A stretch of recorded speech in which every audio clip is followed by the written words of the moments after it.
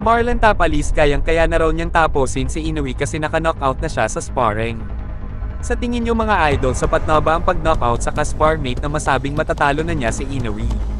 Totoo ba na kaya na ni Tapalis na ipaghigante lahat ng natalong Pinoy? Si Marlon Tapalis lang raw ang tatalo kay Inoue.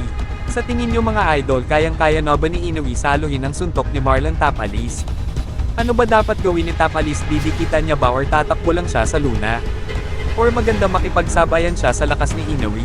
Ang tanong din, kaya din ba ni Tapalis saluhin ang mga power punch? At sobrang bilis ng mga suntok ni Inoue. Sa tingin niyo mga idol, kaya na ba ni Tapalis sumalo ng ganya kasolid na mga suntok? Pag inaatake ba si Tapalis ni Inoue ng ganyan, ano ba dapat gawin ni Marlon Tapalis? Para mapigilan niya si Inoue, dapat pasabayan niya yan para may chance na manalo din siya. At ma-knockout niya si Inoue. Sa tingin niyo mga idol, may chance nga ba ma-upset si Inoue? O malabo pa sa sabaw ng pusit mga idol? Totoo ba ang pagiging maangas ni Tapalis? Or ginagaya niya lang si Idol Casimero?